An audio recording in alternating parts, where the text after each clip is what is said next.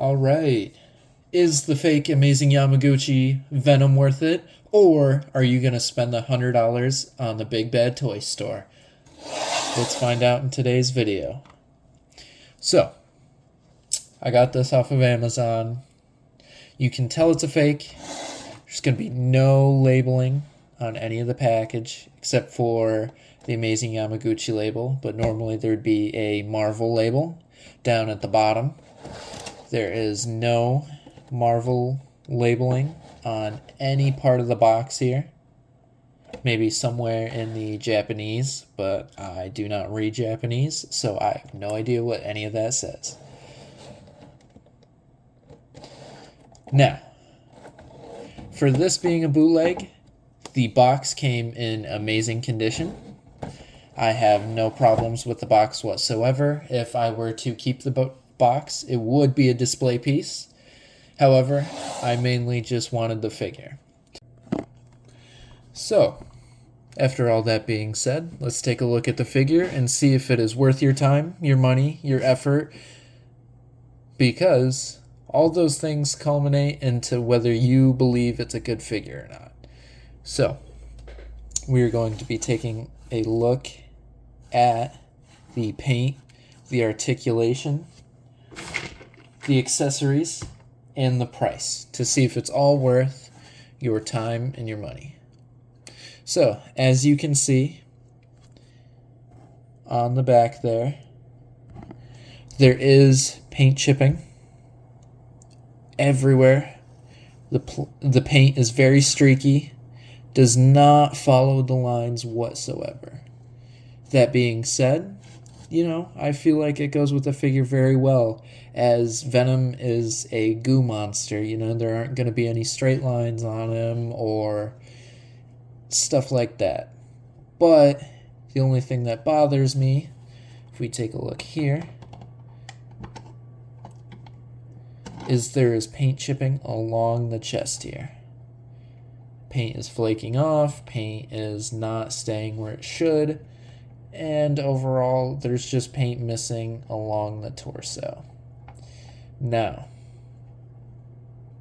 overall, doesn't look terrible, doesn't really take you out of the figure, and it's a pretty easy fix. So you have to understand that there is a trade-off between paint and price. This was only $20 on Amazon, $25 after shipping, and I gotta say, it's not super terrible for what I paid for it. So the first thing I want to touch on is the price. I only paid $25 for this figure on Amazon. That is after shipping. I will leave a link to the figure in the description in case any of you would like to pick it up. Now, I'm not condoning bootlegs, but as figures are getting pricier and pricier for the amount of accessories you get, I am all for giving collectors a cheaper option. Now, that being said, if you do want the real deal, I would check out the Big Bad Toy Store or even Amazon, dstartoys.com, all great options to figure hunt. Or if you are a casual collector, those are just some great websites that I haven't had any problem with in the past and hopefully not in the future. The next point I do want to bring up is detail. Does the paint ruin the detail on the figure? So, if we look at the neck first, you can see the veins crawling down the neck and into the chest area, which does look super nice, super detailed, and the paintwork actually accentuates those veins a little bit. They are super easy to see, and that is very nice. The sculpt work came out super clean on this fake, so that is a plus if you were looking for a highly detailed Venom figure at the current price point that it's at. Now, if you look at the head, the paint on the jaw is a little too much. They shouldn't have put too much pink on there. The teeth are kind of lacking a little bit. And same on the inner jaw. There's just a lot of paint slapped on there. But otherwise, the teeth still look good. The tongue actually looks really good. Let's see if we can get a nice zoom in on that. The sculpt work on the tongue is great, and the articulation for it is a lot more than I was expecting. For most bootlegs, they do just glue the joint shut and call it a day.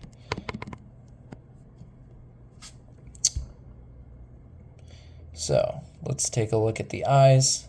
So the eyes aren't going to be painted because the head is removable and easy to replace. And we'll go over that in a second. Now, if you look on the arms, he does have the symbiote kind of climbing off of his arms and scattering in every which direction, which looks absolutely amazing. And you can see more of that vein detail. Each one of his fingers are separately articulated and all work great. So no complaints there. The thumb here, which I thought was really interesting, is it's on a revoltech joint. So it can go up, down, left, right. It has a 360 motion on it, which is not bad at all. What I do not like about this figure, I'm hoping Revoltech or Kyoto do make a new one, because where the shoulder joints are put, they're put at the very top of these butterfly joints, and it makes it really heavy. I wish they would have put them right about here, where shoulders would normally go on most of their figures. But for Venom, it's a decent look. It just kind of gets hard to put them in that neutral pose. A lot of the complaints for Amazing Yamaguchi is that they look absolutely terrible in that neutral pose. But these are highly articulated figures and are meant to be in those crazy, exaggerated poses. But if we get down to the feet here, it has a toe joint. They are on hinges. They work extremely well. It has no problem standing at all. If I could stop knocking it over. So as you can see, it can stand without any issues. I have no issues with any of the articulation. So now let's go over the articulation. So Venom's tongue is on a Revoltech joint, so it can go up and down, left and right, but so does his jaw. His jaw is not on any form of articulation. It is a free-floating piece, just like the abdomen below, which is not bad. It allows you to get that wide open mouth or the closed mouth. You can also take out the tongue to have him close his mouth all the way. That joint was not supposed to come out of the tongue, but that's okay because we can put it right on and it did not break. Now, his shoulders are on butterfly joints. The one thing I don't like about this figure is the shoulders themselves. They are way too far in the front. I feel like they should have been on the sides more, so that way he could get that more natural pose, the standing pose, without having him hit a lat spread. Now, his arms are on the Revoltech joints. They are nice and tight. They do squeak. I don't have any fear of them breaking, and even if they do, I did buy a replacement kit on Amazon. I can leave a link to that in the description in case you'd like to pick one up and it breaks on you. Now, I touched on this a little bit before, but the fingers are individually movable, except for these last two. These last two are grouped together, and I feel like it would have been a chore to sculpt the pinky and ring finger individually without them breaking, so props to them. The thumb is on a Revoltech joint and a swivel, so overall, not too bad. The abdomen can go forward, backward, but as you can see, it plugs into the chest just like that. And this one is super tight and kind of hard to move at times. So that's why this top piece pops off. It is a little loose in there, but that's nothing some joint tightener can't fix. If you'd like some of that, I'd recommend visiting the D-Star website, as they sell some wonderful products for all your action figure needs. Now, move down to the leg. It's got that thigh swivel. It's barely there though, because on the side here, it comes down and then cuts over the leg. So the swivel is almost non-existent.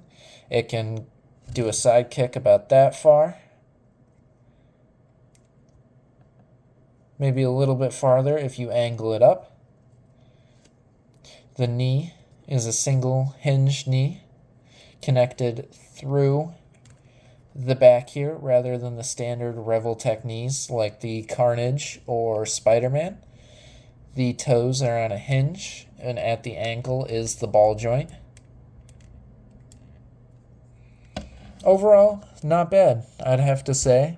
I'd give this figure a 9 out of 10. It serves its purpose. I wanted to pick up a Revoltech Venom, but I did not want to pay that $100 on the Big Bad Toy Store. So I bought this bootleg until Kyoto or Amazing Yamaguchi makes a new one. So at this point, I would say it was worth it. I haven't had any breaks, anything fail on me. Everything has been going smoothly, but that's not even the best of it. The figure itself is great, but it also comes with these tendril pieces. These can be plugged into the wrist. There are peg holes in the back of the figure, as you can see here, here, here, and here. These do plug in nicely, really smooth. The only issue I've had with these tendril pieces is that when you articulate them, some of the joints do pop apart rather than break, which I would much rather prefer, but sometimes it does get a little annoying when it keeps happening. Just like that. Glad I could catch that on camera for you folks. But they are pretty easy to put back together. So overall, not bad. Some of these do fit loosely together, but that's only because, as you can see here, the joint does pull apart. Like I said, I'd much rather have that than have it break, but I do have replacements for all of them. Radio mode. Power off. We're going to cut that section, but most of these are on a ball joint that can go forward, back, side, side. Or I was mistaken on that one. Most of these are on the Revoltech joint, hinge joint. So I think that's what they call these. All of these are like this, so these can angle up, down, left, right. But like I said, most of these are loose and do fall apart. So if you want to display them with that, that is up to you.